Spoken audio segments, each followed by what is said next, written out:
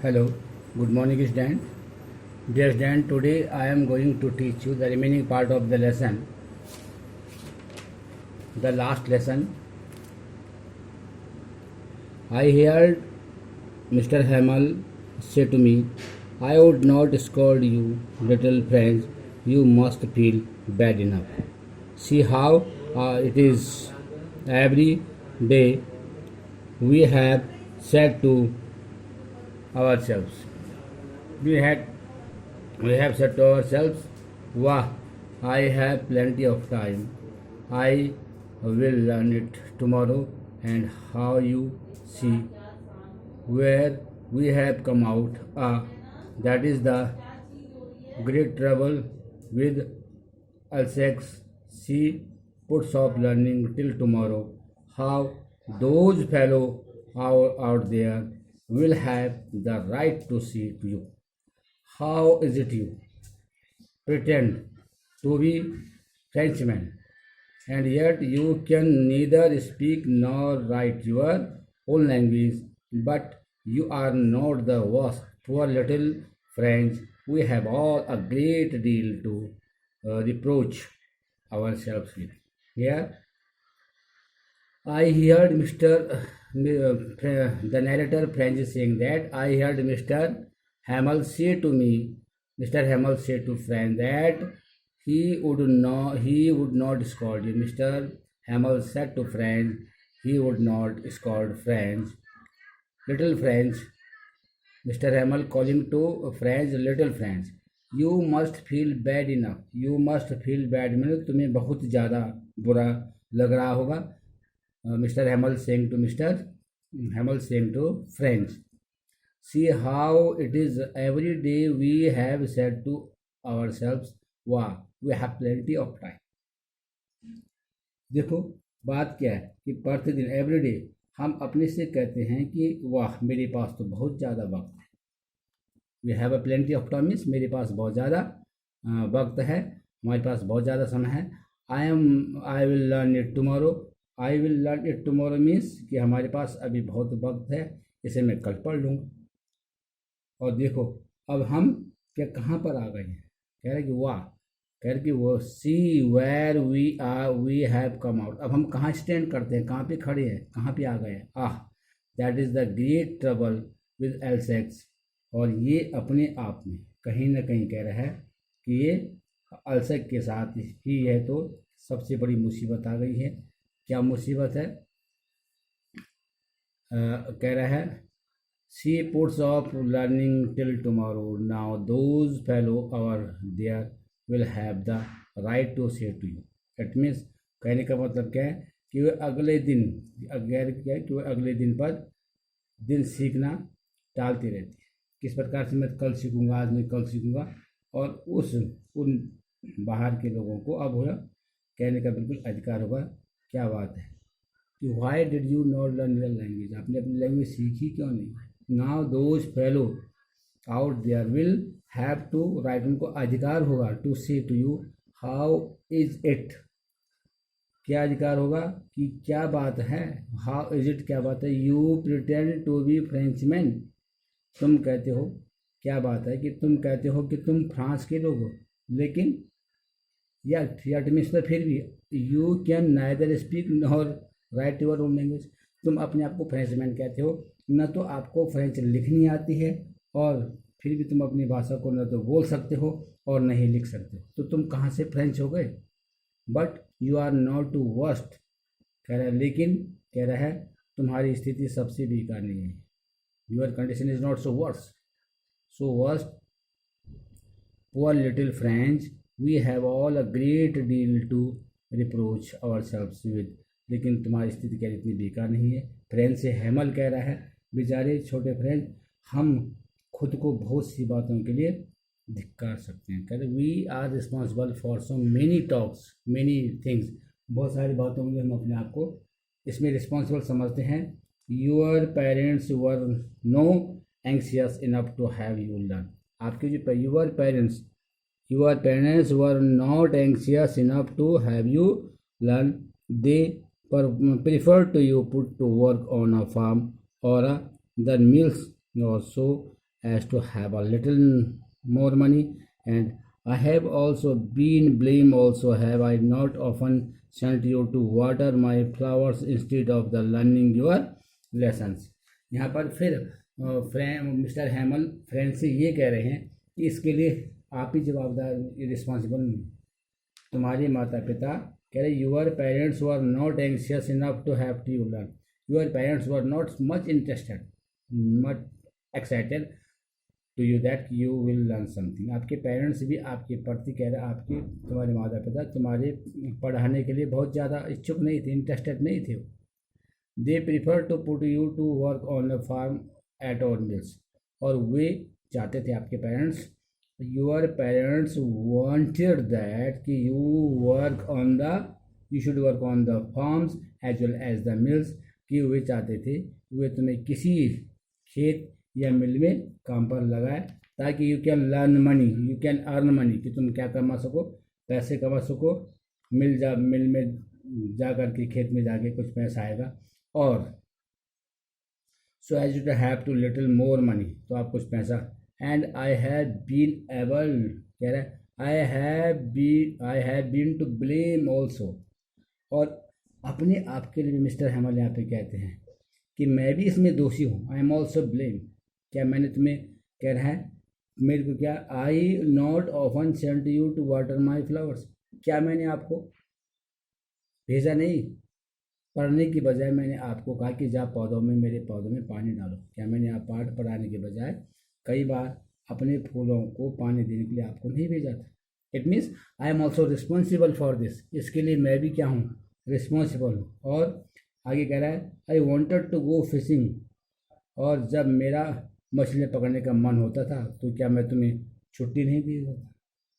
Did I not just give you a holiday when I wanted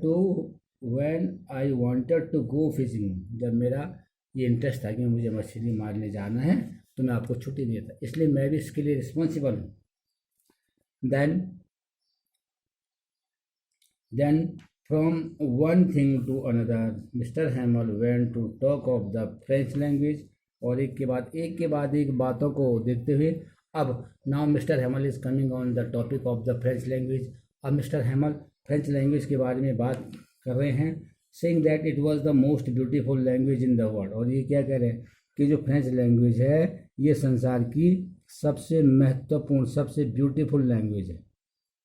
most of the just कह रहे हैं। Then from the thing to another, Mr. Hamel went to the talk about the language that it was the most beautiful language in the world। संसार की ये सबसे सुंदर language है। Mister हैमल French से कह रहे हैं कि this is the most beautiful, it was the most beautiful language in the world, the clearest, ये बिल्कुल क्लियरेस्ट है, clearest means clearest, the most logical, that the, और दो तीन कंडीशन कह रहे हैं कि ये अपने आप में लैंग्वेज क्या है, most clearest in the most logical, that we must guard in among us and never forget it, because when a people are enslaved, as long as they hold fast to their language, it is as they had the key to their place। क्या कह रहे हैं कि फिर एक बात वो कह रहे हैं कि यह संसार की सबसे सुंदर भाषा है, सबसे ज़्यादा साफ है, क्लियरेस्ट में साफ, तथा लॉजिकल में शुद्ध तर्क संगत है। ये लैंग्वेज, ये भाषा लॉजिकल है, तर्क संगत है और सबसे ज़्यादा क्लियर है। कह रहे इसे हमें सभी शुड लर्न, हमेशा हमें इसको याद रखना चाहिए। कह रहा है क्या कह रहा है कि we must guard it among us, हमको इसको याद रखना चाहिए, नेवर फॉरगेट, कभी भूलना नहीं चाहिए।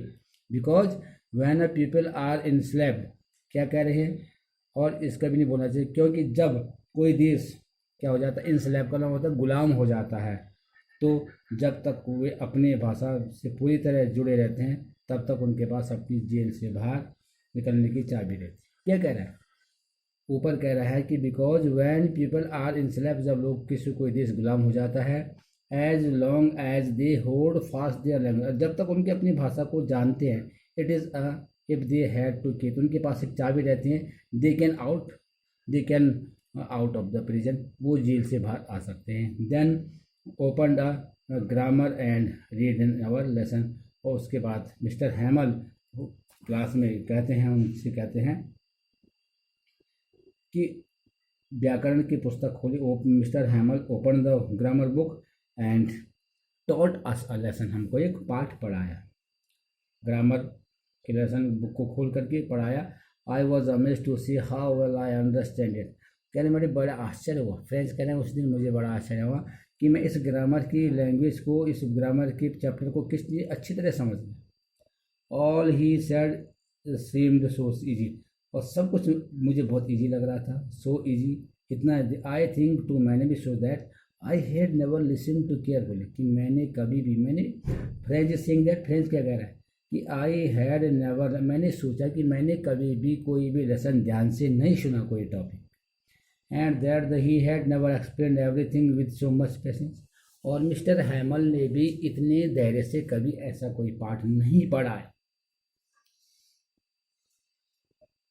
It seemed almost as if the poor man wanted to give us all he knew before going away. और ऐसा लग रहा था कि जो पुअर मैन है वो इस लेसन को कह रहे हैं. ऐसा लग रहा था कि seemed, क्या लग रहा है, पुअर मैन, बेचारा.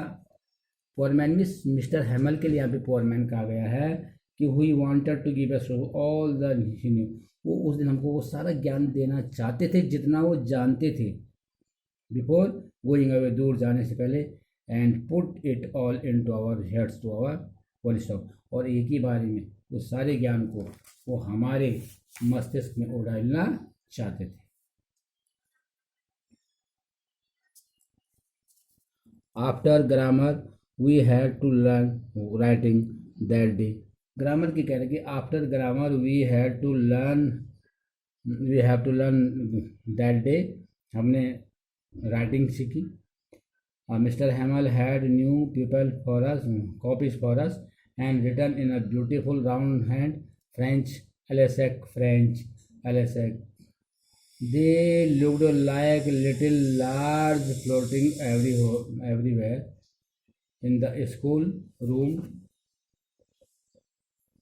hung from the road at the top of our desk. You ought to have seen how everyone,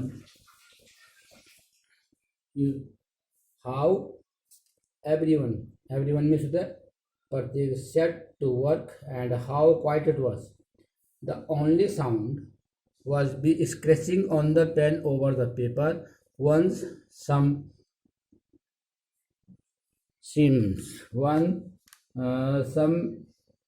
bleeds flew up. Nobody paid any attention to them. Not even the littlest ones who worked right on pressing hair fish horse as if they was friends to own the roof. The pigeons cooked very low, and I thought to myself, will they make them sing a German, even the pigeons. यहाँ पे क्या कह रहे कि after grammar के बाद हमारा writing section हुआ. व्याकरण के बाद, ग्रामर के बाद हमने लिखने का पार्ट जो मिला. और मिस्टर हैमल हमारे लिए उस दिन कह रहे न्यू कॉपीज लिखा हुआ है. Mister Hamel had new copies for, हमारे लिए नई कॉपियाँ थी उनके पास. And written in a beautiful, और उन कॉपियों में जो नई कॉपियाँ थी उनमें सुंदर लेख, हस्तलेख से लिखा हुआ था फ्रांस एल्सैक. और वे ऐसे लग रही थी जैसे हमारे डेस्कों पर डंडों में लगे छोटे छोटे कह रहे हैं खंडों में, जैसे विद्यालय के कमरे में सब तरफ लहरा रहे थे. इस तरीके से वो लग रहे थे जो मिस्टर हैमल हमारे पास हमारे लिए ला रहे थे. उनमें लिखा था फ्रेंच एल्सैक, राउंड लिखा है French Alsace like little flag, जो जैसे झंडे होते लहराते, floating everywhere in the school room. कह रहे hung from the rod at the top of the desk. और you ought to have seen how every one set in work. आपको यकीन होगा कि प्रत्येक अपने काम में किस प्रकार से तल्लीन था। केवल जब पेन से पेपर के ऊपर लिख रहे थे उस केवल पेपर में स्क्रैचिंग की आवाज़ आ रही थी। लिखा है उसने, seen to every one set work and how quiet was, कितना शांत माहौल था। The only sound was the scratching of the pen, केवल पेन की आवाज़ आ रही थी। स्क्रैचिंग ऑफ द पेन कह रहा है इस तरीके से है कि पेन की आवाज़ over the paper once came beetles flew in, कह रहा है कि flew in but nobody paid any attention to them, केवल वो आवाज़ आ रही थी जब पेपर में लिखते हैं paper once some bleeds flew but nobody paid any attention to them in even the list level. क्या कह रहा है कि उसके अलावा कागज़ पर केवल पेन चलने की आवाज़ थी और एक बार कुछ कह रहे हैं कि मोरे उठकर आए लेकिन किसी ने भी उनकी तरफ ध्यान नहीं दिया। और सबसे छोटे बच्चे जो कह रहे मछली के कांटों के चित्र खींचने में लगे थे, लिखा है वहाँ पे कि किस प्रकार से paper one some flew but more paid नहीं attention them and even the little ones who worked right on the tracing the fishing hooks, fishing hook में जो फिश मछली को फंसाने का जो कांटा होता है कि चित्र खींचने में लगे थे और उन्हें ध्यान नहीं दिया इसमें, जैसे कि कोई फ्रेंच लगा उनके कि fish rod as if that was French too, ऐसा उनको लोगों को जैसे वह भी क्या है फ्रेंच हैं। On the roof the pigeons cooed very low and I thought to myself, और ऑन द रूफ मानी छत में धीरे धीरे छत पर कबूतर गुटर गुटर कर रहे थे और मैंने अपने मन में सोचा था कि फ्रेंच इज सेइंग दैट कि I thought in my self, मैंने अपने मन में सोचा क्या इन कबूतरों को भी जर्मन में गाना सिखाएंगे कि विल, लिखा है even the will they make them sing in German even the pigeon, कि क्या यहाँ तक कबूतरों को भी जर्मन में गाना सिखाया जाएगा। Dear friend, listen this part of the video and try to understand yourself this lesson very well. Thank you.